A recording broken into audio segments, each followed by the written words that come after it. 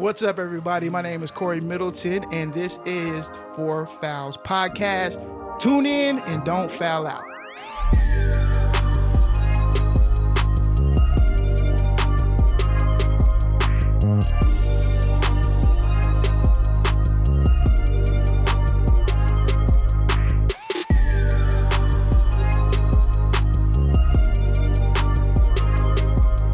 Fellas, y'all ready to go?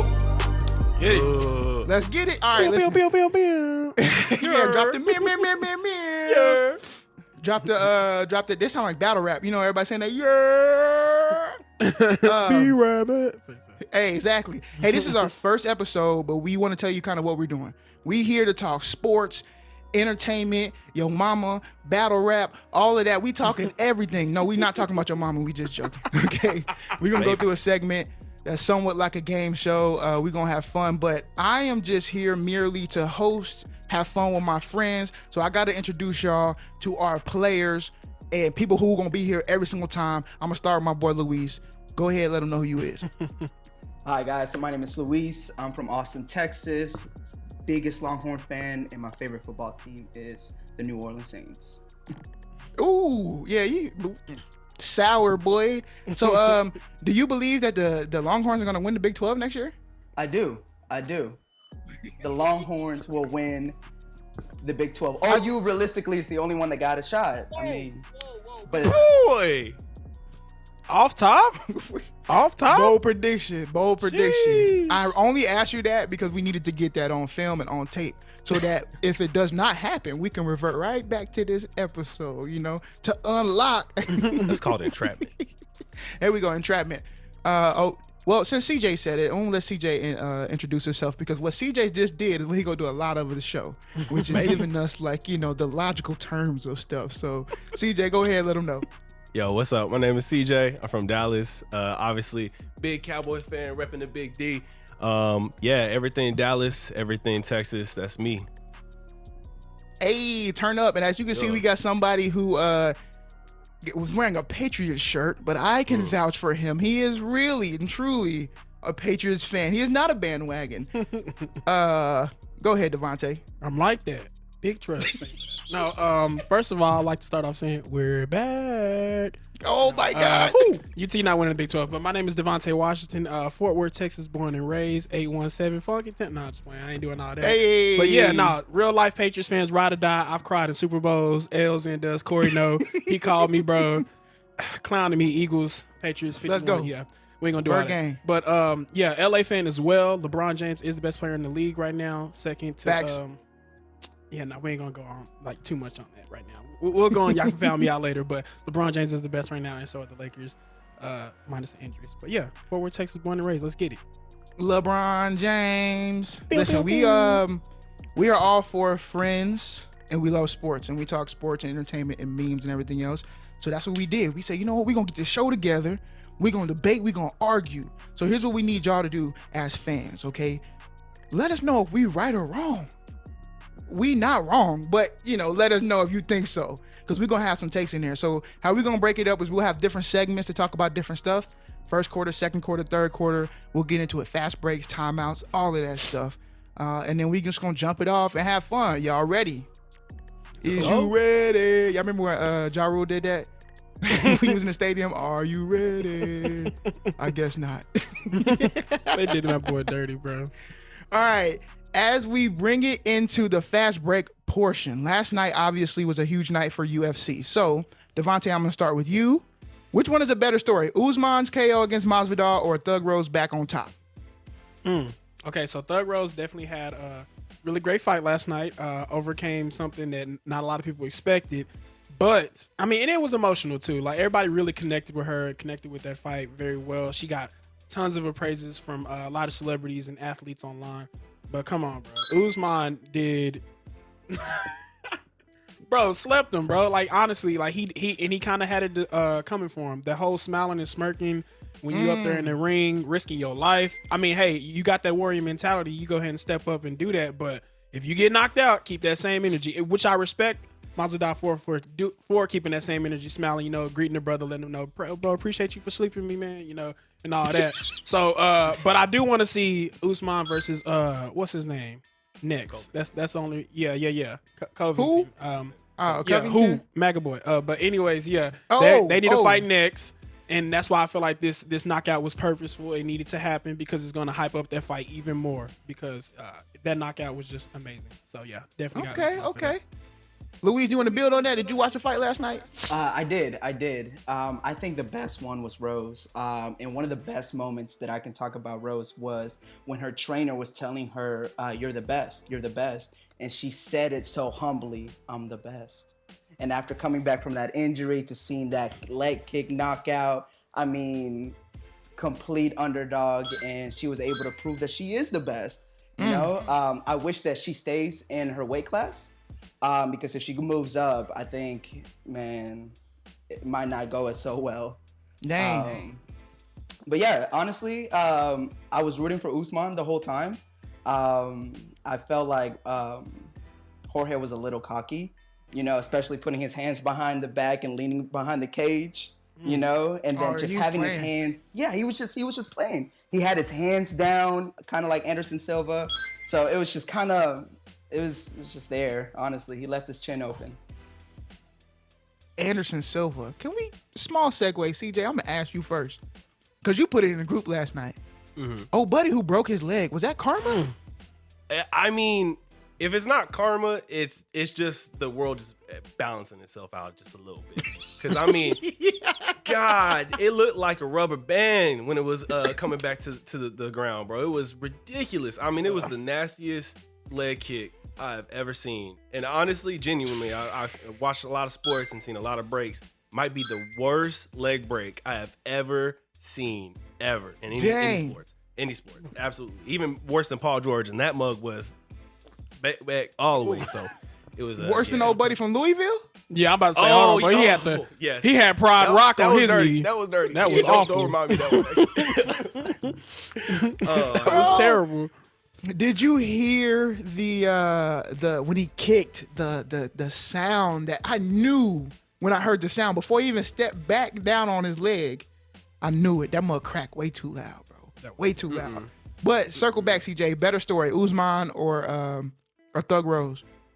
I think it's Usman. I think primarily because right now we can say that Usman is the pound for pound best fighter in the UFC. You know, we got Khalid, who just retired. We have John Jones, who's not been in the ring for a couple months.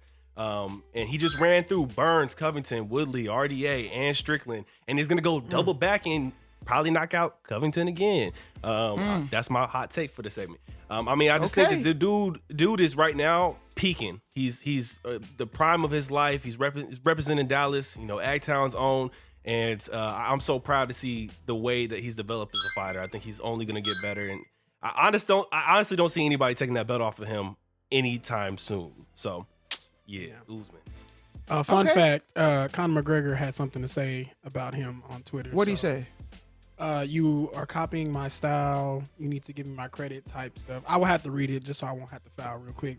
Just saying. I'm about to say, because you know what happens. Come straight with it or I'm going to hit that whistle on you. I'll follow up. But basically, he talking trash and everybody's just like, Conor, please don't do it, bro. Worry about Dustin right now. Like, please don't do it. So Conor said that about Usman? Yeah. Or commented on the fight. I don't want to say he added him, but everybody's kind of like putting two and two together. So. Interesting, given that a lot of people feel like Conor stole his style from one Floyd McGregor. I mean, Floyd freaking Mayweather. McGregor. Can you imagine if those two like morphed into one human being? Yeah. First off, one ugly. Anyway, we're going to move on real quick. So moving on, NFL a little bit. Chiefs made a deal with Orlando Brown, who's an All-Pro, right? So here's my question. Preseason is going to come up in a couple months. We're pretty early. We haven't even been to the draft. But are the Chiefs a lock for the Super Bowl? CJ, I'm starting with you. Yeah, I mean, I think they're the lock for the AFC, for sure. I mean, the one hindrance to their game last year was the offensive line. And they went and shore up with the All-Pro. I don't think that any other team in the AFC is prepared enough to get to Patrick Mahomes when you have Orlando Brown who's going to protect his backside. So I think this is a amazing move. I mean, basically, you can look at the draft this next week and say for the first round pick, they picked an All-Pro already. So I think it's set. Man, okay, that was easy. Devonte, what you got? How you feeling about it? And I know you feel a way about your team. It hurts, bro. But it hurts. Are the Chiefs a lock? But gotta speak the truth. The Chiefs are the best team in the AFC. I mean, literally, like I'm about to say CJ just said it. Like all JT. they really needed. Yeah, I know that's one of my RAs. My bro, shout out. But CJ just said it. All they needed was an offensive lineman, bro, and they got that piece because Patrick Mahomes was out there playing baseball in the Super Bowl, just running. And so since they figured that out, what else do they really need? You know, the draft is going to have late players that they can fill in those small gaps, but it wasn't nothing really in the Super Bowl that was missing other than the O-line. My Pats, we just not there yet, bro. We just not there. So I'm always, stand up for us, but we just not there yet, fam. Like, we got to figure some stuff out. Is Cam going to be that guy? But not going to go off topic. Patrick Mahomes is one of the best quarterbacks in the NFL right now. He just needs protection. Filling a couple of receiving gaps in the late rounds. Still got Tyree. Still got Travis.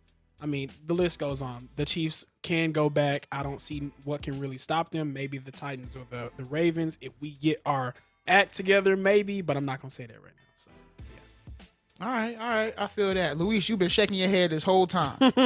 Are they the lock for the AFC? No, I think as long as you have Patrick Mahomes on your football team, you will always be the favorite. I mean, he is one of the most legendary talents we've ever witnessed. But if I had to pick a team, and this might sound a little bit controversial, but this is what we're here for. Here we go. Ready to blow the whistle. Don't forget the Browns, because they just picked up Jadeveon Clowney. And The Browns. Listen. Okay. All right. The Browns were close. The Browns were close to beating the Chiefs. That's true. If there was 2 touchdowns that I remember getting called back or kind of questionable. They're right there. They just got themselves another defensive weapon. On the other side, you got Myles Garrett. You have the defense. You have the corners. You have Baker, who finally has a coach. Nick Chubb, Kareem Hunt. I mean, guys, that's weapons. Now, mind you, I don't want to take anything away from the Chiefs. So, Chiefs fans, please don't come at me. I am just saying you guys will always be the favorite as long as Patrick Mahomes is there. But let's face Patrick it, Patrick Mahomes. Okay. I was like a buzz your ass. But the Browns also don't sleep on the Bills. Devonte. I think the competition. I hate the Bills. The Bills is. I feel like the Bills. If I'm giving my own opinion, the Bills have like this weird curse on them. I feel like no matter how great they are going to be, they're going to make it to the end and the curse going to kick in. And some Bills fans actually feel like it's O.J. Simpson's fault, but we're not even going to talk about that. So that's it. Yeah. Hey, that is one of the conspiracy theories out there. Maybe later on this week, I will break it down on YouTube, the conspiracy theory about O.J. and the Bills being cursed. But Sheesh. it's just shout out to TikTok. Hey, we're going to take a quick timeout. And, Luis, I'm going to let you talk real quick about the European Soccer League. What's going on? Is it dead or not? But the floor is yours, bro. I like to think it's dead, and it really should be dead. So for those who don't follow European soccer, there is basically a cynical plot, a cynical greed between owners of football clubs wanting to create a super league between 15 teams and 15 they would undercut kind of the Champions League and the FIFA organizations, right? So the founding members are going to have 15 guaranteed spots. So we're going to have, as of right now, the 6 teams from the English League pulled out. But it originally started with the 12 clubs included Liverpool, Manchester City, Manchester United, Tottenham, Atletico Madrid from La Liga, Barcelona, Real Madrid, AC Milan, Inter Milan, and Juventus from Serie A. Now, those are always the premier clubs in soccer. Those are always the ones that you want to see go up against each other. And that's kind of the argument that the Super League is making, is we need to save soccer from itself. 16 to 24-year-olds are not interested in soccer. These were talking points that I believe the Real Madrid owner made. But the fans kind of began protesting and kind of seeing this as, you're taking away soccer from us. And there was protests in Barcelona, all throughout England, and all 6 English teams pulled out of the deal. Now, mind you, the Spanish teams and the Italian teams are still there. What I really found interesting about this is how American football teams have partial stakes in these European soccer teams, and they're the ones really pushing for it. Really? One article that I read called it, actually, let me find it real quickly. Called it "The Richest Clubs in Wall Street versus the People." And I think that is so fitting, because just because you can monetize something doesn't mean you really should. Facts. When you're thinking of soccer, you want to think of the little teams. Like, remember, I believe it was 2017 or 2018 when Leicester City won the Premier League. Right. Complete underdogs. We didn't know who Vardy was, but they played an outstanding season and they were able to win. They were able to then go on to the Champions League, and that's the beautiful part of soccer. If you're able to perform, you get rewarded with an international competition that brings in more money to your club. But now, the Super League is basically trying to monopolize media rights and merchandising, and just making the rich richer and the poor poorer, essentially. And I think that is terrible for soccer. Dang. All right, well, feel like you kind of just gave it all out right there. Appreciate that. We're going to come out the timeout real quick. Appreciate that wrap up, because there's some stuff in there I ain't necessarily even know. I just been looking at the updates when it comes to Sports Center, and I'm like, what's the big deal? But, man, I feel like that's a lot to unpack, but we're not going to get too far into it. We're going to roll on the baseball, bro. We're going to roll on the baseball. And we're not at the moment, which I consider is the most boring part of sports, where it's just baseball on TV. Yeah, y'all look. Hey. When the summertime, bro, it's just baseball. Not to say I don't love baseball, I love baseball, but when that's the only sport, bro, I'm not trying to watch it. And here's the reason why I'm not trying to watch it. Bro, the unwritten rules have become so outdated. It's just not fun. So my question is, obviously you saw last night, and Tatis Jr. has kind of been doing this, but him trolling the Dodgers last night, right? When he hit the home run, mocked the pitcher with his one eye, because he pitched him in the summer or the spring game with one eye. So are people like Tatis Jr. who are trolling and having fun, are they making baseball fun again? CJ, I'm jumping off with you. Absolutely. The unwritten rules, as you said, are outdated, antiquated, and should be left in the dust. And people like Tatis Jr., Tim Anderson, and other young brothers in the league who are not going to be, critiqued whenever they hit a home run, which is difficult to do at a professional level against professional pitchers. They're going to enjoy themselves for what they are, which is their greatness showing on the field. And I think even the pitcher who you're talking about, Trevor Bauer, who has a little bit of that, swagger himself and likes to, showboat a little bit as well. As you can see, the little retribution with the eye cover and all that. He even said, man, I'm not mad about it. I think this is what baseball should be. We should have more fun here, because that's what's going to make our sport be better. And so, I mean, obviously, I think he is the GOAT. He is the GOAT in the making right there in the Padres. I absolutely believe Tatis Jr. is going to end his career being called the greatest of all time. I see it. I see it in the past. Hey, time out, bro. I'm going to give you a foul for that one, because here's how I'm going to give you a foul, bro. You can't make a statement like that. You can't make a statement like that without giving me the reason why you back it up.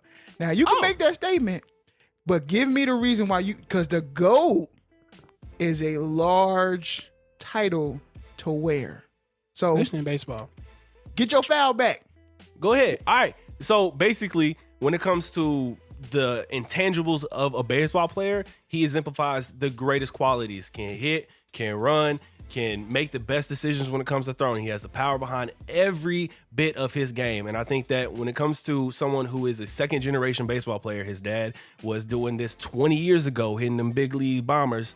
Same with, Vlad up in Toronto. It's easy to see that this man is going to develop, continue to hone in his game. He already has one of the richest contracts in baseball history on a team that has been projected to be the greatest team ever. Not by me. I'm not saying it by me, but there's been reporters over on the West Coast who saying it. I think that he has the opportunity to go out and show out and put the Padres baseball team on the map forever. And I think his record this past 2 years, big home run hitter, doesn't strike out a lot, is always willing to steal them bases, and again, the power behind his throws make him a credible threat on the outfield as well as on the infield. So I think he's the guy. He's the guy, and I might be that's my favorite baseball player. So I might be just a little bit on the edge. All right, now. You know what I mean? Is he on the cover of the show? Yes, he is. Yes, he is. Like, I got yeah, the cover yeah. too. Yeah, I got the cover too. Right. Yeah. Got the cover. Because, so if it's Madden, he ain't going to have a good career. I'm going to let you know. You can cover Madden, it's a wrap. Sorry, my boy.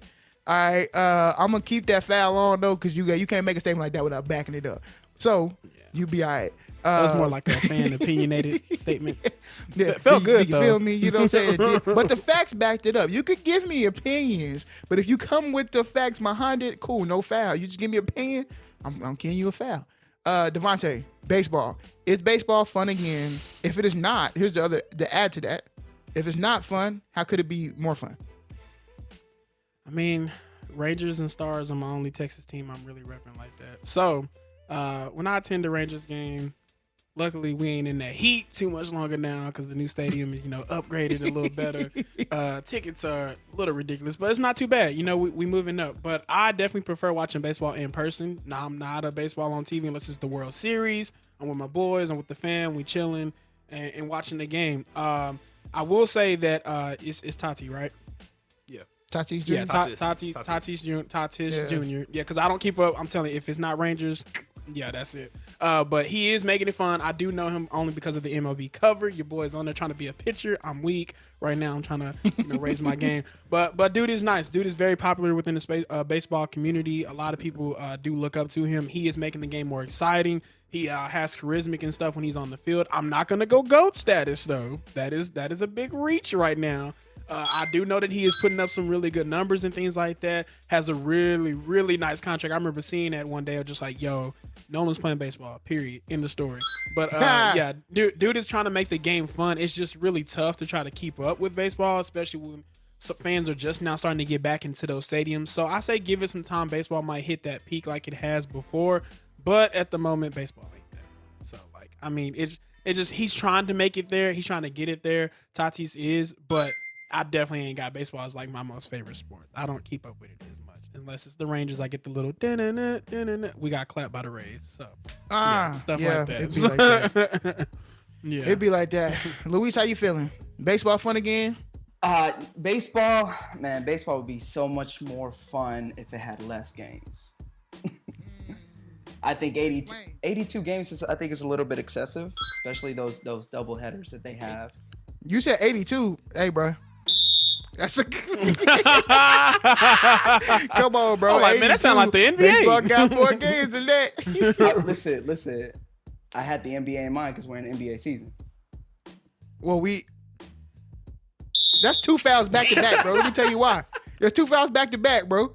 Because one, you said 82 games, and two, you said we in the NBA season as if we're not in MLB season. Dang, bro. NHL. I thought I was going to be the first one to catch the MLS. fouls. But listen, after all that, I can't talk baseball with y'all no more. That's two fouls, boy. That's two fouls. Oh, my God. Listen, I think baseball season is extremely long. Honestly, like he does make it fun. Like the articles that I've read saying that he is the best person to build a team around, and that's as far as I'm gonna take it, CJ. I think Mike Trout is the best baseball player I've ever seen, but I'm a fan too of Mike Trout. And when you're talking about GOATs, you have a lot of old heads that say, Barry Bonds and well, steroids, and it's just a lot when it comes to Steroid baseball. the GOAT. But I'm serious. Like the pastime, they hold on to baseball so dearly by like a chokehold. And it's kind of like it's okay to let the sport evolve, to have a little bit more charisma, to be a little bit more exciting. You want the youth to bring that swagger to it. If he wants to do this and mock you, let it. Just know there's consequences afterwards. That's all I ask for. That's all I ask for, and that's what makes sports entertaining is the competition, the swagger that players bring, and seeing your favorite player just ball out. That's what makes baseball fun. That's all. All right. I feel that. You got some points out of there. You did get 2 fouls though, so keep that in mind. 'Cause by foul 4, hey boy, you're going on mute. Okay, you got a 5-minute timeout. All right. R.I.P. Kobe forever, and we had to talk about this real quick. But the Kobe estate is ending their Nike contract.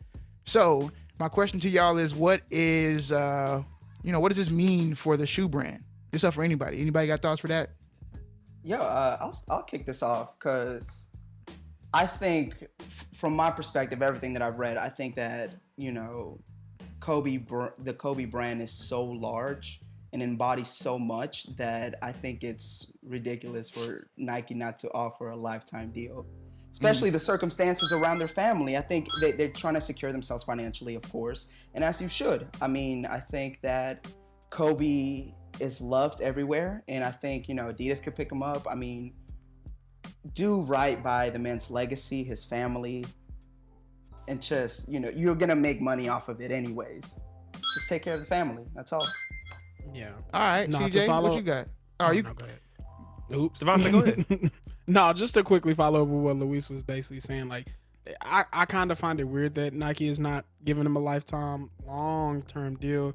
Kobe has been with them for a while, giving us really cool shoes, really cool, like, just commercial. I mean, I can go on all day about how Kobe and Nike has just been that thing that we've known for years. So you would kind of already think it was a lifetime deal, but it's not.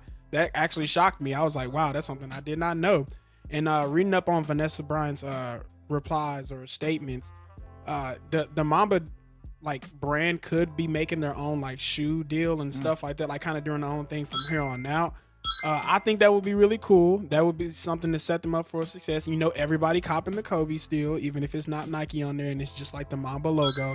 But people are going to really miss and want that Nike deal to happen. And so I'm really hoping some common ground can be met, that they can help out the Bryant family.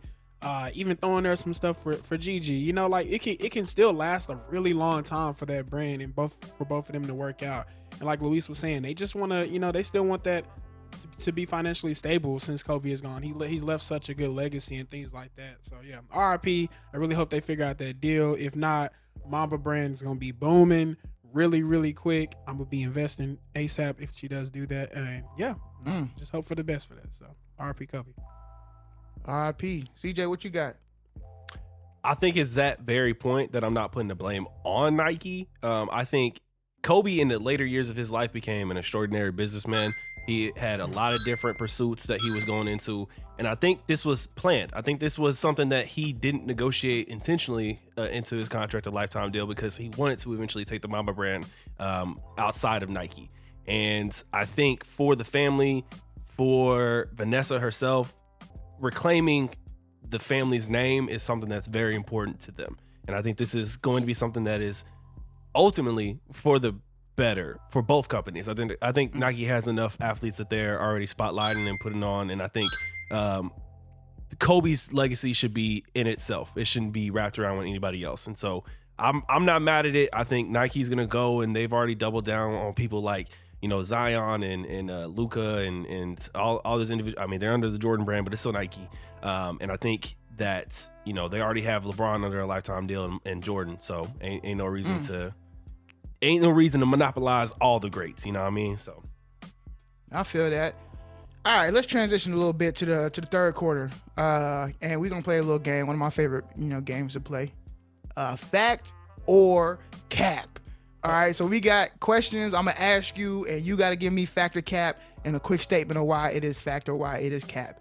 And if we gotta get it on, and people want to box or whatever, spar it out, I'm gonna give y'all this bell, and we gonna let it go. All right, so That's great. First question when it comes to fact or cap is the NBA is better when the Knicks are good. Fact or cap? Devonte first. Fact. What's crazy is that I've never watched the Knicks growing up. You just know about them from history, and if you do your research on stats, that hearing from even old heads that, bro, back in the day, you know, the Knicks and stuff like that, NBA was booming when that was happening, when they was winning, and Ewan was in there, even though he was getting dunked on by Jordan. Yeah, when Ewan's in there putting up buckets, and the Knicks was on a good winning streak and things like that, it excites the NBA, and especially, you know, coming from an LA fan, trading Julius Randle, which I still to this day don't like. Julius Randle's out there booming in New York, and it's kind of making the Knicks brand great. Even Stephen A. claiming his team, so you know, I definitely say that's a fact. It's definitely a fact. NBA is booming. Stephen A. don't at me. That's preposterous, my brother. Yeah, I'm about to say he gonna let you know. I'm gonna tell you right now. We don't care. Oh, bro. I think it's facts. But there's another team in New York, and that's Brooklyn. And I think that having KD there, having James Harden, Kyrie, that New York will always be the mecca of basketball. But I think that the Knicks have always monopolized the market, and I think the Nets have an opportunity to win some championships and kind of change the narrative. And I think that's extremely interesting. Now the Knicks are the 4th seed, and you know, even when I was watching the Knicks yesterday, they were talking about how having the Knicks back is such a great feeling. The only thing that's missing is Spike Lee in the sidelines, you know, and I think it's just more of a nostalgic feeling of having that NBA greatness with the competition from Jordan, Bird, Magic. I think we just need to elaborate on some, you know, the Zions, the Lukas, you know, the KDs. I think it's a new era. I think it's just old heads wanting to feel New York is back, in my opinion. But when New York is live, it's live, and the NBA benefits from it. Did I hear you say that the Knicks have an opportunity to win a championship? The Knicks? Did I hear that right? Am I tripping? Did you say that? I think or he you said the Nets. I can't hear him. Boy, I'm about to say. Go ahead, finish your statement. No, I mean they're a top four. They're a top 4 team. KD has been inconsistent with injuries. We haven't seen all 3 players play. I mean, LeBron might come back. He might not. I mean, there's a lot of things up in the air. And when it comes to NBA playoffs, we don't know what's happening and what's not. All we can make is predictions. I will never count a team out. They could win. They could build on Julius Randle. They have RJ Barrett. You know, Derrick Rose is there. They have pieces to play with. Will they win a championship? Maybe. Who knows? Oh, so you really said the Knicks? You did say the Knicks. You said the Nets. I thought he said the Nets. You said the Knicks. Oh my God. They have a chance. Yeah, I mean they can win, but the Nets can also win too. You said you said legit. I mean, I won't give them the a contender status. They are 4th in the East. I mean, they have a chance of going into the East. And if the Nets are not healthy at that point in time, I mean, anybody could take them at that point in time. I mean, they are 1st in the East. They are 40 games up and one of the only teams that got that to that point already. But I think the Knicks is too young to really and I get that. I'm not saying they're going to win this year. Don't get it twisted. Yeah. I'm saying they have the pieces to build, and I said that. You know, see my.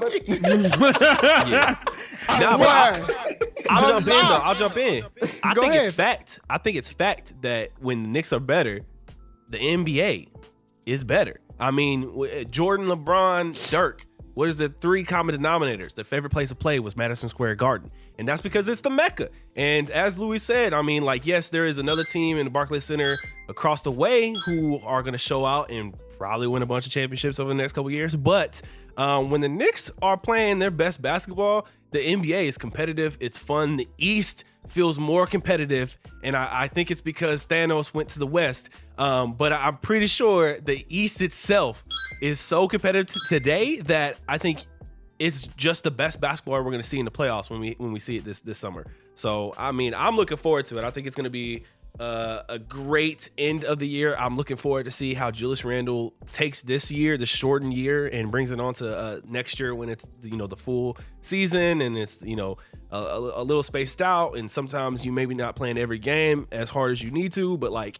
he's come to a point now where he is absolutely an All-Pro in the East, and I think if he doesn't get on one of the teams at the end of the year, that's a shameful act for those who are picking All-Pro at the end of the year. So I think the Knicks, I mean, they on the come up. I won't say they're going to the championship, but I think they're going to be real competitive when we get to the playoffs for sure. Okay, so all facts. I say Cap, Tricks, but Twix, Knicks, Lakers in 6. Lakers. Don't play with Go my ahead. boy. Let Come him on, know. bro. Let him Come know. on, bro. Brian Let love him playing know. at the Garden like that, man. No, yeah, okay, yeah, we'll let that Come be. on, Oh, boy. I think we'll it's see. Cap. I got it's Cap. But not the Philly. But wow! Now don't disrespect the birds in here, okay? I just had the cap, you know that's it. You want to disrespect the birds? All right, I'll give you the foul for that. Remember, I'm the host here. Okay, I'm just Corey, we can settle this with rock, paper, scissors and measure your competitiveness. Oh my God. Wow. Okay, bro. It's okay. I'm not really happy about our head coaching decision right now, but who knows? Maybe I have to eat my. Maybe I got to eat my words. Y'all go all that. What happened if he take us far? If he do good in his first year, I'm gonna be like, hey, he rock paper his scissor his ass to the playoffs. Or he created systems that were complex for them but easy for us. You know what I'm saying? I don't know. Whatever it is, man. Whatever it may Creating be. systems. That's hard to see right now. All right, factor Cap. Okay, we see that my boy Steph Curry is pretty much having the MVP year because he's just balling out, and the Warriors are doing some sort of rebound. So, is this little rebound gonna lead them to the first round? They're gonna make it in the playoffs, or what's going on? Factor Cap. Fact. The Warriors are back. Fact. Okay. Absolutely fact. I think in a play-in scenario, and I'm just saying that the first round. I'm not saying they're gonna get past the first round because a 7-game series. I don't know if Steph is gonna show up every single game. But in one game, you asking Steph Curry to go out there and ball, he gonna do it. It's not gonna be an issue. I mean, he's gone on a streak of 30 points per game for the last like 2-3 weeks. So I think he's peaking at the right time. The Warriors are not contenders in any stretch of the imagination, but I think they are they are what the play-in scenario was made for. The one team who could probably come up and actually show you that they could probably get to the playoffs, even if they're ranked number 9 or 10. That's what it was made for. So I think in a play-in scenario, they'll get through. They'll get through. All right, Devonte, factor Cap. Oh, I really do. First off, I think this is weird that we talk about the Knicks possibly winning a chip and then the Warriors barely getting in, bro. I'm trying to get used to that.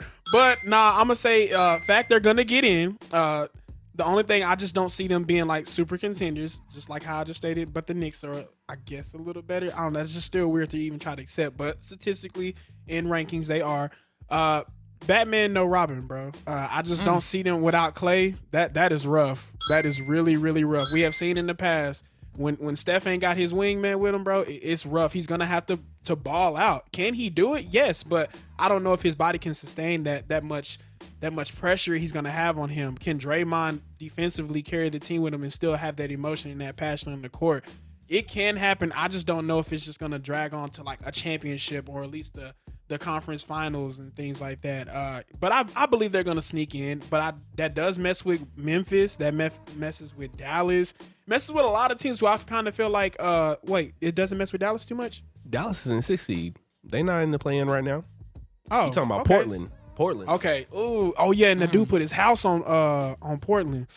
Man, I'm praying for that man, bro, because he might end up divorced after that. But yeah, I feel like the I feel like the Warriors can try to make a good splash. I just don't know, like maybe if they can get past the first or the second, but I just don't think they're gonna go too far without his Robin, bro. It's gonna be rough. I feel Free that. Klay Factor Thompson. Cap, Louise. Cap. Oh, Okay. here we go. Captain America, what's up? I don't think the Warriors have enough to make the playoffs. Steph Curry is a phenomenal player, the greatest shooter we've ever witnessed. But I think the San Antonio Spurs are going to take that 8th seed. Oh my The god, Spurs are going to take the 8th seed. bro, back it up immediately, or we about to go for this one. We have a better record than the Warriors. Sure. We're above them. the Warriors are 7-3 in the last 10 games, but we're 6-4. I mean, we're not that far from away, so I'm not gonna let y'all disrespect me like that or my Spurs. Let's pump the brakes, okay? Another team that I feel that's better, that has a better shot than Golden State is the Grizzlies. You know, and Portland is 2-8 in the last 10 games. So if they keep falling, if the Lakers keep falling, if LeBron's not there, the playoff picture might be completely different. Out. You know what I'm saying? So Golden State, Steph is, putting almost 30 points, but he's lost games where he's put 30 points. And look at the remaining of the schedule too. They have some opponents coming up, and there's possible mismatch. And Steph, man, like he can do it, but we would see a great stretch of greatness for him to make the playoffs. Not saying that it can happen, it can't happen, but we would have to bring back the bubble MVP if he came out like that, bro. If Steph ended up hooping like that, that would be crazy because that's just gonna take a lot. Do y'all think Steph is an MVP? I want to say it so bad, bro, but like I can't because Jokic is just out here just balling, bro. Like I don't know, and then I still wanted Embiid to win it because he was really putting on for the city, like hooping. Like let me not go ahead of time, Corey, but the process is forming up a little bit, and I feel like Embiid really put the team on his back and is really hooping, but Jokic is just doing some amazing numbers right now. That dude, bro, you just lost one of your star players, your key players to the team, and you're still hooping, bro. So like, I got to give it to Jokic right now, but Curry ain't too far. Like I put him up there. I just ain't gonna say he's just number one MVP, but like I said, create a bubble for that man, bro, because this man is hooping, and I feel like Curry gonna do some amazing stuff if they make it to the playoffs, just not too deep. So, well, since you started talking about Jokic, let's get into it. The Joker's play is gonna get them to the finals. Factor cap. Ooh, finals. The finals, the NBA finals. Like I said, man. Tricks, Twix, Knicks, the Nuggets, but Lakers in 6. What you mean, bro? Nah, bro. That's cap. For sure, cap. Yeah, bro. Cap. I can't. Yeah, I'm gonna have to go cap, bro. Okay. And maybe I just can't see it right now. And Jokic is playing well, but hey, that Jamal Murray piece will be needed much longer down the road than we might think right now. So, I will say that my dark horse for the finals is the Suns, and that's because I think CP3 needs to change. Yeah, they need it. I think he can lead them, but it also depends. If LeBron is healthy, I don't have nobody standing against the Lakers. I'm gonna be honest. The Clippers, I feel like would be the best shot, and that's just because PG is playing lights out right now. But I would love to see the Suns, Devin Booker. I know they're young, but I would love to see them in the finals. Damn, LeBron gonna have to OKC. That's gonna be tough. I think the West is way too top heavy to make a claim that Denver is gonna make it to the finals. I think, Jamal Murray going down is just that's rough. I will say Michael Porter Jr. has turned it on in the last 10-ish games, and I think he's someone who's gonna be probably budding for comeback player of the year. Not this year, but next year for sure. That's Julius Randle's award, absolutely. But I think when you're looking at the West, I mean, it runs through LA, and that's both the teams there. And the Suns just got something, man. They just got something that just scares me in a playoff series. I don't know what it is. I think obviously it's Chris Paul, but like it's just they're well organized when it comes to the game. They know what they're gonna do, and they're gonna do it well.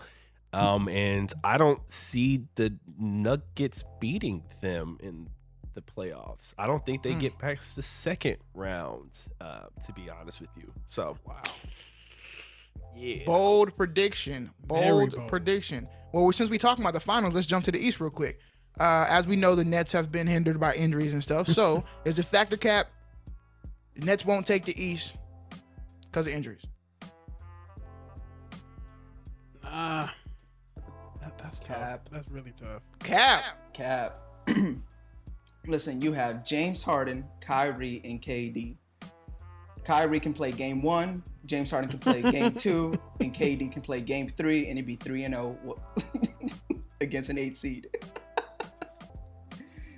So I think when you have that much firepower, you got to be on your P's and Q's. Your fundamentals have to be good. And KD, that's just a different player. 7 feet sniper. Easy We all saw what he did to money. LeBron. I'm gonna say fact.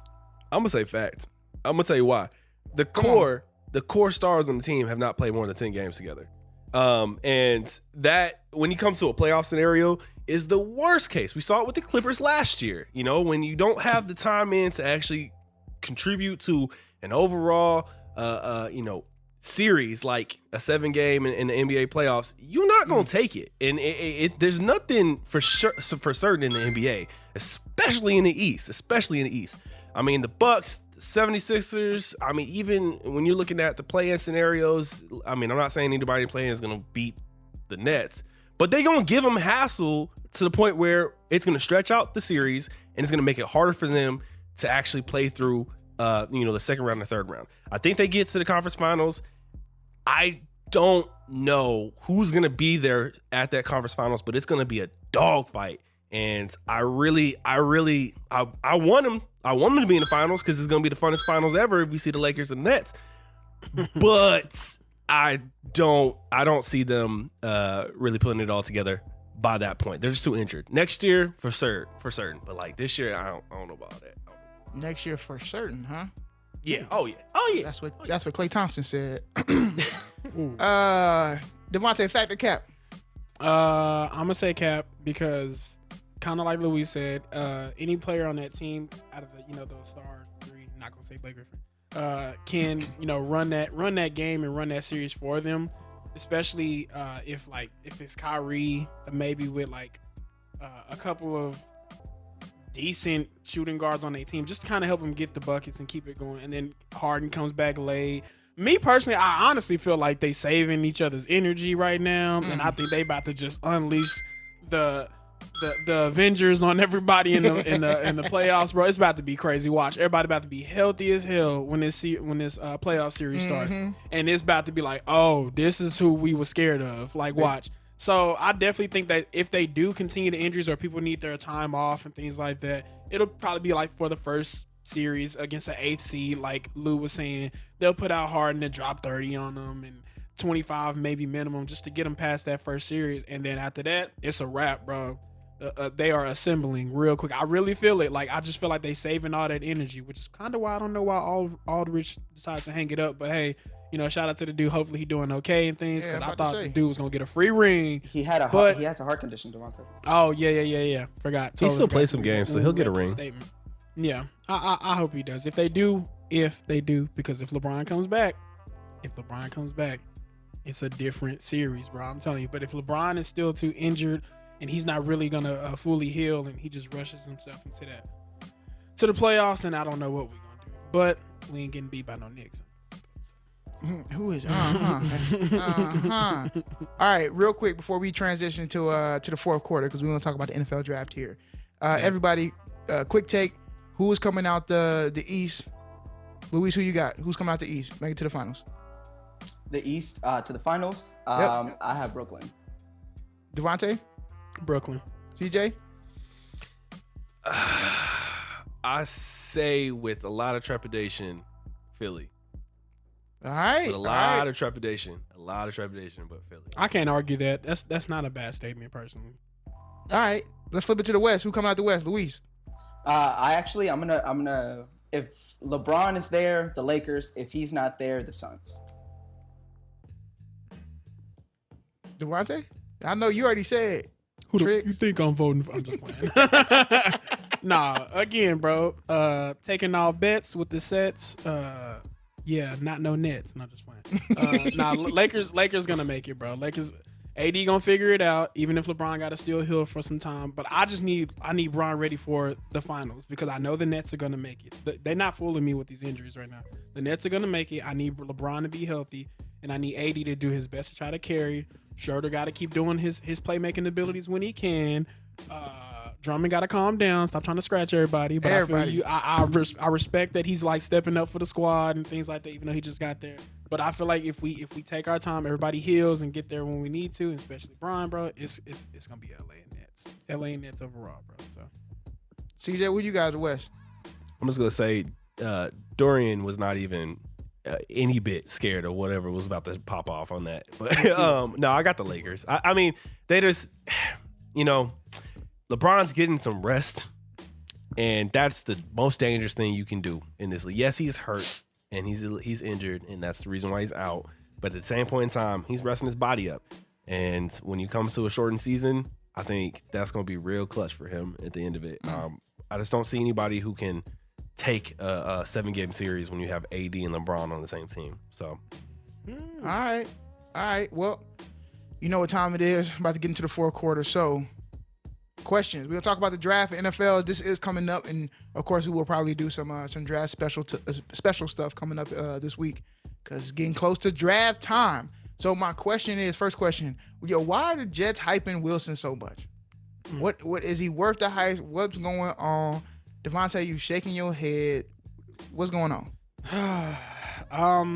What's crazy, I watched that QB takeover thing with Curb Street last night, and Zach Wilson was on there. So I'm like, let me hear this cat out. Turns out BYU QB alum, just like Steve Young was, and I'm actually seeing like a lot of those comparisons, which is why that hype is coming. Like, oh, young QB, mobile.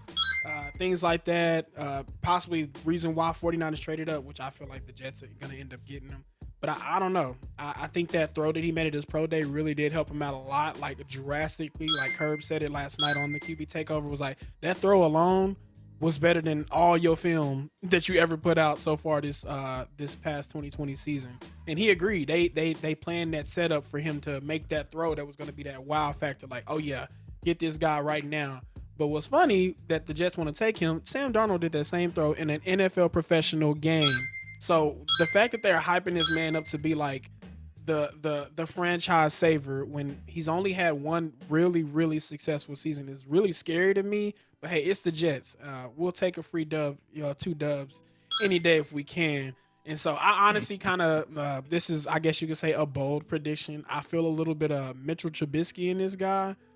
We hyping the man's up, gonna take him 2nd overall. Hopefully he can lead a broken franchise, and I don't see it. Please, y'all correct me. I don't care. I'll take a foul for this if y'all can show me why this man is the it factor or something, but I just don't see it right now. Zach Wilson, you probably really nice, my guy, but that throw off of pro day ain't changing my mind right now, buddy. So, all right, CJ, what you got? You turning your head to the side.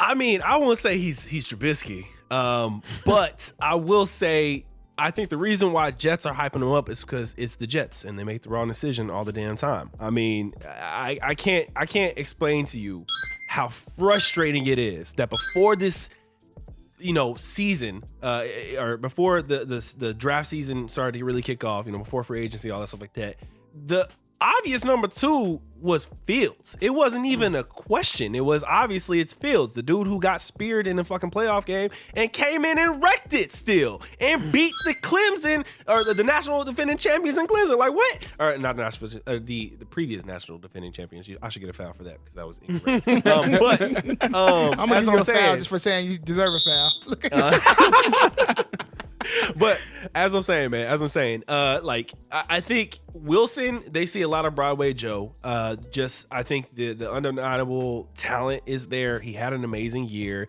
I think his play style is obviously, I mean, I've heard from like Colin Cowherd and other places where he's very comfortable in the chaos. And that's what it's going to be in the backfield for the Jets. They're going to have a lot of chaos in the backfield. And I guess they're saying to themselves, who's going to be able to deal with that? Is it going to be Fields or is it going to be Wilson? And they said Wilson.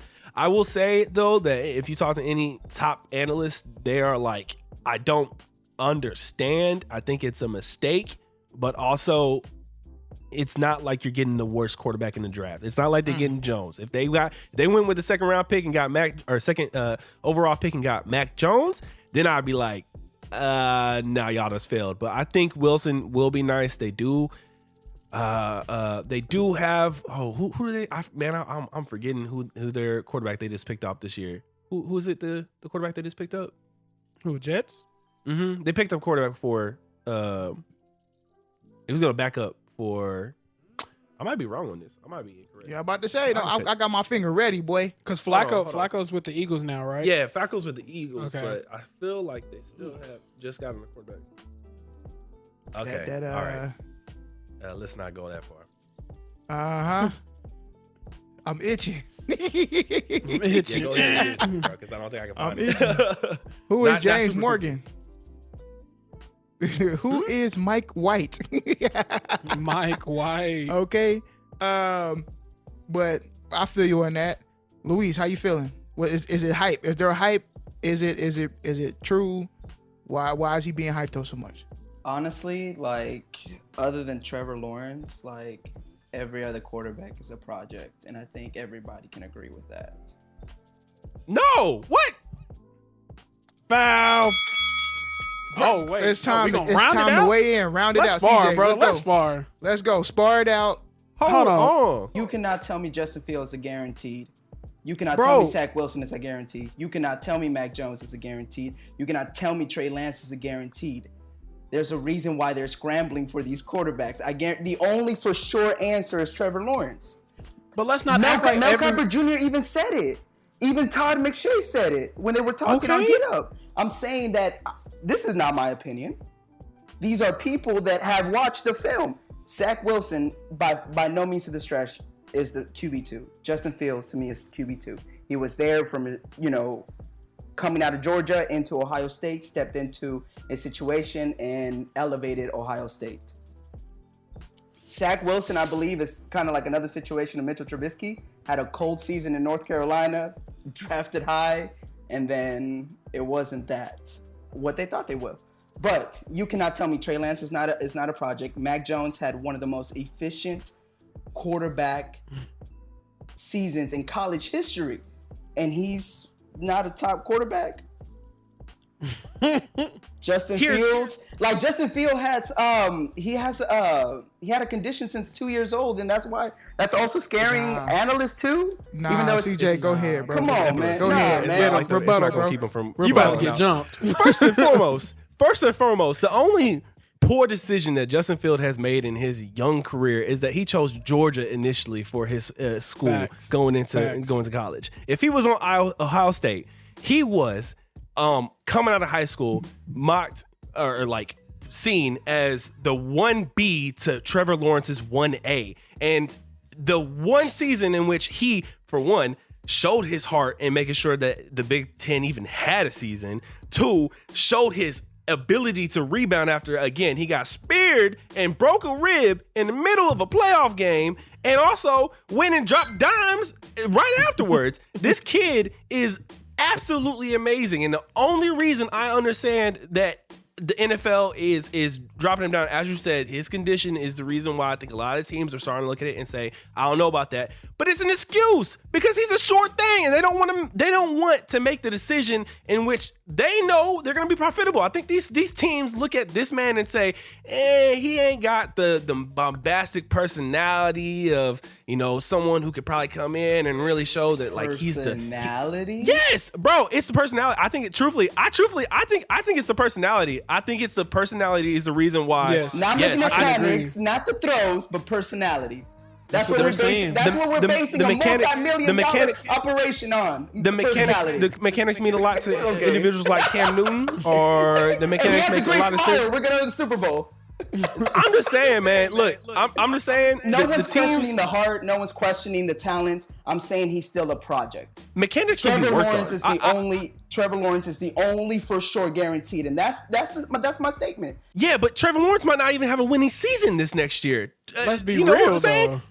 I understand that, but I'm saying if Trevor Lawrence comes into the league and he plays well, but they don't even make 500, no one's going to blink an eye and say, well, he ain't guaranteed. It's just the way that his year was going to turn out. Justin Fields could have came into the same situation with the Jets where they weren't going to be probably winning at the end of the season because he's not someone who can carry a team that has no weapons. But at the same point in time, is he a better fit to probably get you into a winning stance than Zach Wilson? Yes. Yes. Absolutely. Zach Wilson was on BYU, bruh. He ain't over here showing out like he's a top dog in a Power 5 league. You know what I'm saying? Like, Big Ten. CJ, let me ask you this. What do you consider a successful season for Justin Fields? Let's put it into metrics. Let's put it into touchdowns, interceptions, completions, yardage, because I know he's going to scramble, so how many rushing yards? So I want you to give me what success looks like for Justin Fields. Oh, you assuming? Right now. I think he's a better pocket passer than I think he is a scrambler, but that's just me. I think I want to put the metrics. I think about 16 to 17 touchdowns for the year is something that is decent for a Jets team that, again, ain't got no fucking weapons, dog. No, I'm talking about Justin Fields. That's what I'm trying to say. That's what I'm trying to say. Okay, passing wise. Yeah, passing wise. I think he's probably gonna have like 6 or 7 rushing touchdowns by the end of the year. I don't think he's gonna have like the booming like Dak numbers when it comes to rushing touchdowns. But at the same point in time, like he's not. You don't have to develop the man to be the greatest right now because the Jets ain't competing next year. What are we talking about? We're talking about a team who's not going to contend probably for another 2 to 3 years. You take somebody who's more of a sure thing than Zach Wilson. That's what I'm trying to say. And I get what you're trying to say. Trevor Lawrence is undeniably the best prospect in this draft. But at the end of the day, are the Jaguars a contender next year? Are they even a contender the year afterwards? No, they're probably not going to contend for another 2 to 3 years. And it's probably going to be his second contract when they actually start balling out. And so if we're talking about who's showing you from previous games and previous seasons who can come in and show and be the dynamic playmaker who can turn your team around eventually, it's gonna be Fields over Wilson. It's not even, to me, it's not even a conversation. And I think that you think that as well because you have him as a QB number 2. But I think your point of like who is the sure thing, dog, nobody who's getting picked in the top 5 picks of an NBA or NFL draft who are going to a team who had records that were so bad that they had to pick in the top 5 of the draft are gonna have good seasons initially. Troy Aikman was 1-15 his first year, dog. 3 Super Bowls later, he a Hall of Famer. What's up? Like, yeah. Now to follow up what CJ is saying, though, bro. Look, name me one quarterback before I start going. Name me one quarterback that's number 1 overall pick that's had a truly successful season as the number 1 overall pick for that team. Like as the quarterback for that team, name me name me any past previous picks that was super successful. Like you're asking a very broad question. Like, are you asking for year number 1 overall? Year one? Yes, year 1. Rookie season. My bad. Let me correct that. Rookie season. QB1s drafted number 1 overall. Whose was like all the for sure thing. Who had successful seasons? If you can remember any off the yes, on my season. My Peyton Manning was a number 1 overall pick that had successful seasons.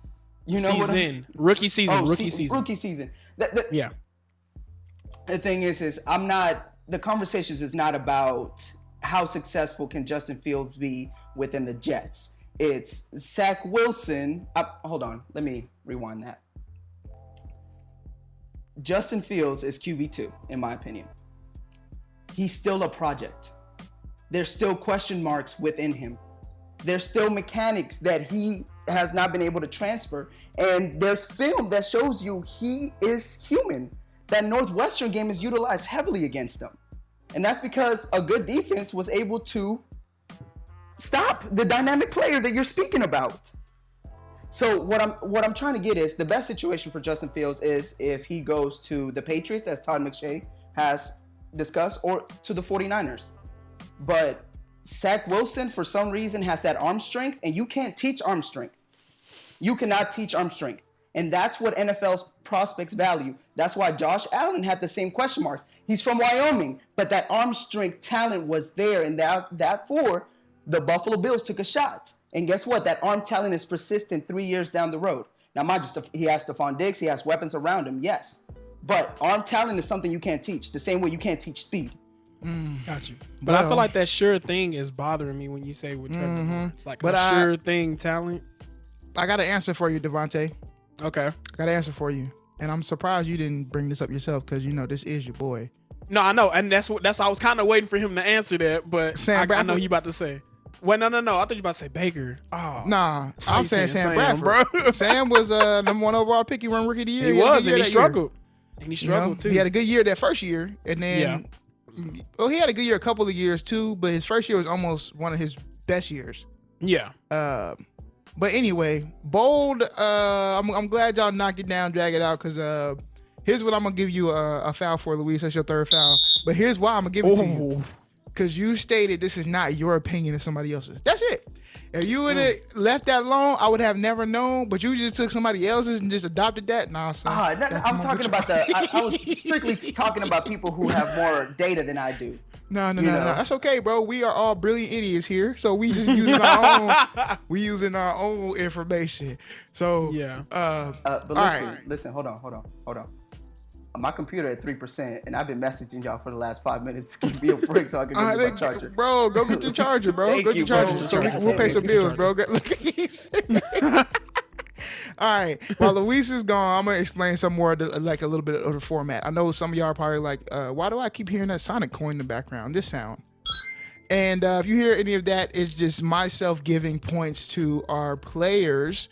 And at the end, we will tally up points to see who got the most points for valid arguments and things of that nature. Also, we give the ref whistle for a foul. Once any player reaches 4 fouls, they've fouled out. They will be muted. If they have any technical fouls, that goes a little bit further. And if you get a flagrant 2, we're going to kick them off the call. Okay, that's just how the game goes. If you ever come in here and say something, you get a flagrant 2.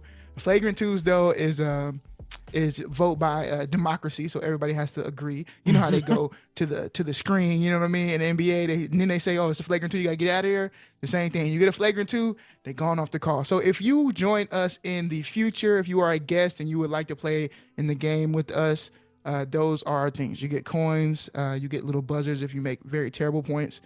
You typically will get a foul if you make a statement, don't back it up. If you come here with somebody else's opinion, not yours. If you say something like there's 82 games in the baseball season, right? Things of that nature, you will get fouls. And then the mute session, if you foul out, is only for like 3 minutes, so it's not too bad. But anyway, Luis is back. He's got his charger. His computer is not going to die on us, so he will be here for the remainder of the episode. And we're going to move the topic on a little bit. So we already kind of talked about Justin Fields and a little bit about Zach Wilson. So my favorite team, as everybody knows, is the Eagles. They're going through some tough stuff. We're not going to talk about it, really. But what we're going to talk about is the Eagles quarterback competition and what's going on. So are the Eagles trolling Jalen Hurts? And Devonte, I'm gonna start with you because you know he spent some time at OU. So, what the hell are the Eagles doing? It's really toxic. I honestly don't know how Jalen is doing it. But again, Jalen is a humble, really, really, really good kid. Has a brilliant mindset for the quarterback position, just to remain, within your own lane. Like he knows what he has to do. He's gonna put in that work. And obviously, in my opinion, I really do feel like that Jalen's going to win that QB job. You don't trade away Carson Wentz to put it up in the air for Joe Flacco and some randoms. Like, you know what you're doing. So, coach need to stop capping and acting like, I'm trying to make him, work for what he was. Jalen's going to put in that work. You best believe that. Jalen not about to make himself look like a fool. He's lost opportunities and he's gained some back. So, he's going to put on for the city and try to make Philly relevant. Like, let's be real. But I really feel like that's super toxic. Like, I'm really tired of these coaches coming out, I guess, for the media is what they're trying to show it off for, and say, oh, we're having a QB competition. And when you're giving up really good assets in that process to try to prove a point or something, it's not going to make the situation any better. Name your starting quarterback, revolve him around weapons, try to make him feel more confident, let him know that this is his team, which I feel like they lacked so much with Carson Wentz. And don't get me wrong, Foles is that dude. He didn't have to beat us in the Super Bowl, but he did. But I really felt like Carson never had that given factor of this is your team. Like, we're confident in you. We're not going to draft Jalen Hurts. We're going to get you more than another receiver than just Jalen Reagor. We're going to get you more people to help. And they never did that for Carson. And so I really feel like it's a toxic situation. The Eagles are trolling. They need to cut it and go ahead and name your boy the starting QB to move forward from there. So. I'm going to come back to you, CJ, but I'm going to start with Luis. Honestly, I think the Eagles should look for a different quarterback. Wow. And the reason being is Jalen Hurts had question marks as a quarterback coming out of the draft. The numbers that he posted in 4 games, he won 1, lost 3, is 52%, 1,000 yards, 6 touchdowns, and 4 interceptions.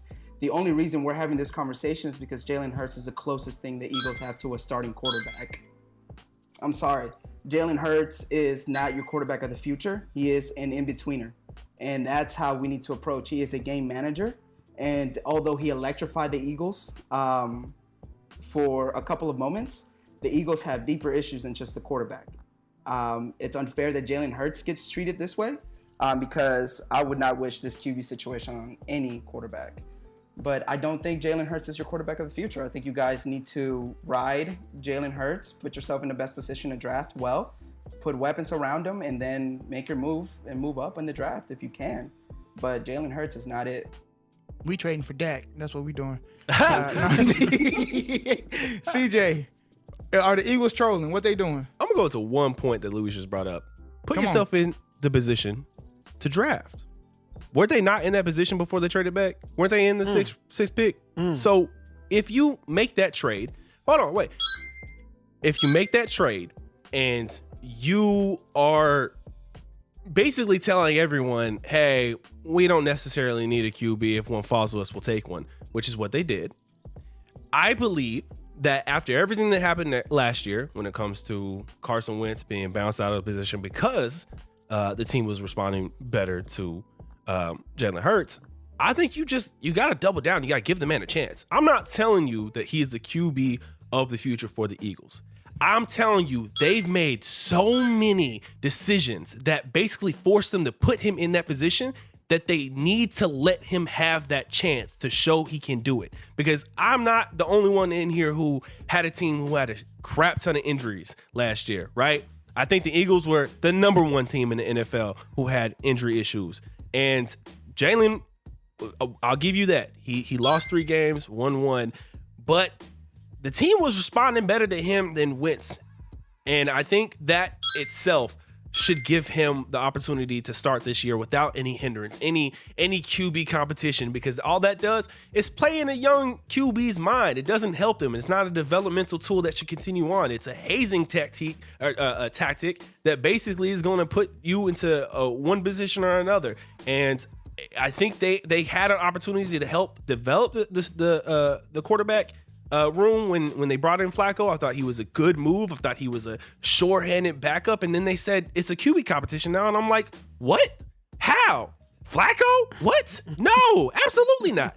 And so I think, the Eagles itself are, I'm a Cowboys fan, so I'm a hold it back for what my real comments are. But I will say they have issues, and it does not start in the roster. It starts in the front office, and they need to correct that before they can ever put someone in a position where they're going to be successful in the QB room. That's just my take. I think they need to solve who's making the decisions in the front office before they can even think about truly having a setup to where their players are going to be successful. Man, never thought that a Cowboy fan would be speaking facts, but I would have to agree with you there, my guy. But the draft is coming up. So here's a topic that I think is very near and dear to my heart. Yo, who is getting slept on? What prospect's not getting enough hype? Ooh. Who is being slept on in the draft right now? This free game. Whoever want to jump in first, jump in. I put this topic in for a reason. Carlos Basheem Jr., 6'3", 3/8 height, 281 pounds, and got an 81 inch wingspan. His hands are big as hell, and he gets around the hedge. And he's mocked right now in the 2nd round, and I don't understand why. He's a perfect edge rusher that should be going in the 1st. I see him coming into the league and absolutely tearing it up, and I pray that he falls to pick 44 for the Cowboys in the 2nd round, because I know they're not going to take him at the first at pick number 10. But good God, is this man? He gets up, he goes out, and he puts in work. That's all I know from all the video, all the tape on him is he's someone who's gonna be playing big time on Sundays. Okay. Who you got, Devonte? So I wanna quickly say Chuba and Tylen, but the only reason why I don't want to mention them is because they're gonna make a lot of these teams eat their words, bro. Yep. Just watch. Chuba is going to be freaking amazing, bro. Let him fall to somebody like the Kansas City Chiefs, the New England Patriots, or bro, the New York Giants as a backup to Saquon or something. It's going to be amazing to see what Chuba Hubbard can do in the NFL as well. And Tylen Wallace is going to definitely make a splash. He'll be, I feel like he'll be very elite down the road once he get like some size and things like that and start working on a lot of more route running with NFL receivers and coaches and things like that. So Tylen, they're going to be fine.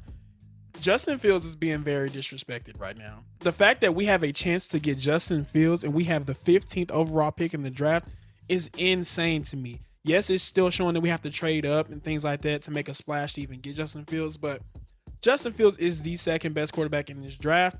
A lot of people have arguments that Urban Meyer should put consideration to Justin Fields over Lawrence, but that's just not going to happen. Lawrence is a once-in-a-lifetime player that comes in this league in the draft, but Justin Fields is being disrespected. The man literally came from University of Georgia behind Jake Fromm, immediately won the job at Ohio State University immediately after Dwayne Haskins just left and did what he needed to do. Won what they played 6 games last season. I can't even statistically remember how many games they played because it felt so quick, and boom, they in the playoffs and smacked Clemson. Bro, the dude got his job done. He did what he needed to do. And fun fact for all my high school football fans, Justin Fields beat Trevor Lawrence in the Elite 11, but that's not too much big news. Ooh. That's just like a little QB competition and things like that. But I really do feel like Justin Fields is going to be so excellent in the NFL, man. He gets put with the right team, not the Jets. Thank you, Lord. That's probably not going to happen. But I feel like if he gets put with the 49ers, if they really see the quarterback that he truly is, they draft him. Let him sit behind Jimmy G. Don't rush him. Or if he, really has a really good offseason, Justin Fields can really make some splash in the league quickly. And I just really feel like he's being slept on, and it's just not. He doesn't deserve it. And I don't even like Ohio State quarterbacks, but Justin Fields is just a different breed. So that's my 2 cents. Louise, who you got? Who being disrespected? Honestly, that Minnesota receiver, Rashad Bateman, I believe. Bateman. Yeah. Honestly, the receiver class is so heavy in this draft, but that receiver, if the Eagles can get a hold of him, I promise you, Jalen Hurts will make me eat my words. I promise you, that receiver is cold. If Kyle Pitts, for some reason, I think he is the best prospect in the draft, and I've said that. Although Trevor Lawrence is there, great. I just think Kyle Pitts will be such a great NFL player. I think he deserves a little bit more, although he's been getting a lot of praise, though. And then also the offensive lineman from Oregon. I think Atlanta should get him, and, don't worry about no quarterback. Dang, well, I'm biased. I think Tylen Wallace is getting disrespected, and they got Chuba going to the 5th round. I think that they disrespecting the hell out of Chuba. Yes, I'm talking about somebody who I believe, not last year, but the year before that, should have won the Heisman. I think that's more because of the position, not the player, to be honest with you. Probably. I still don't give a damn. Being disrespected. Real talk. Go ahead, Louise. Yo, if I can add one more, Kenneth Gainwell, he's a running back out of Memphis. I think he is burst, playmaker, and the vision is crazy. So watch out for him. I think if he gets drafted to the right situation, I think he can be a top running back in the league. Yeah, Tylen's gonna be disgusting, bro. It's gonna be, man, the plays that man gonna make in the league, bro. Oh my god, I'm curious on who gonna get him. So me too, and I'm just hoping that the Eagles recognize that and can see, because he can go up and get the ball too. And we got a lot of short, fast receivers, but we need some more some Alshon Jeffries back in the league, some big receivers, some DK Metcalfs. Go ahead. Let me go ahead and put on for the TCU fandom. Garrett Wallows is being mocked at like the 6th round, and wow, yeah, that hurts my heart, man. Dude's a playmaker. He can see the backfield pretty well. I think he does have some athleticisms, comparisons that are gonna hold him back. I mean, the linebacker class this year is pretty decent, but 6th round. Ooh, my boys better better be watching out. They better be watching out. Yeah, it's tough out here. So look, it's mock draft time, all right? So everybody got a team. Okay. Who is your team's first round pick and why? CJ, you go first because, the Cowboys are slated as America's team. That's the only reason why you're going first, but go first. We are also the earliest pick in the draft out of the 4. So I will say in the first round of the 2021 NFL draft, pick number 10, the Dallas Cowboys will be selecting Patrick Surtain Jr. out of Alabama. I think the safety position is the weakest, the cornerback position is the weakest position on the Cowboys. And it's something that for many years in the draft, we have, for some reason, just turned a blind eye to. We had Byron Jones. He was Swiss Army knife in the back in the DB room, but I think losing him, and then also we're losing some of our cornerbacks from the 2018 draft this past offseason. We need to go ahead and pick up Surtain for sure. All right, Devonte, who the Pats picking up? As much as I would like for us to get Justin Fields, I haven't seen the Patriots trade up in a draft since, probably middle school, maybe when we got Dante Hightower or something. I can't. It's been a really long time. Maybe the Chandler Jones era and things like that. But I want us to get Justin Fields. Here's why: because he can really develop behind Cam Newton greatly. Like, the man will teach him a lot of game in the league right now. I really can see him sitting, taking his time to develop and things like that. In my mock draft, I do have Mac Jones because I don't, again, see the Patriots trading up to get Justin Fields, but I really feel like we should. So, Belichick, if you're listening, which is probably a really low chance of that, please trade up, bro. Please trade up. Don't trade back, man. You're going to make me sit there and watch this draft all day for us to trade a pick. So, make some splash. I know we got the room to do so. I heard Gilmore is an option to be traded. Love my boy, but we need help now. So, if we got to let him go, we got to let him go. But Justin Fields is my pick. For us to do so on April 29th. But if not, if we do not trade up and we have to select a player that is available, and because I really do feel like Fields will be gone early, then it'll be Mac Jones. But we do need a quarterback because Cam is not the long-term answer. He is the current situation that we need, and I do feel like Cam needs that chance to prove himself with a full, non-opted out roster and healthy as well. So, yes. All right, Luis, the Saints. Who they picking up first? So we actually have the 24th pick. And as a fan, I don't want Jameis Winston as my starting quarterback because I think that we are in a position to win now. And I don't think Jameis is able to. That's a W. Let's eat one. See, that's why. But I think the number 1 pick, I think we're going to go corner. I actually have the corner out of Northwestern. I think he can be a great fit. Greg Newsome. Greg Newsome. Yeah, sorry. That was coming up. Greg Newsome. I think he can be a great fit. So I think we need a little bit more defensive back help. And I think that can put us in a situation to be a stronger defensive presence.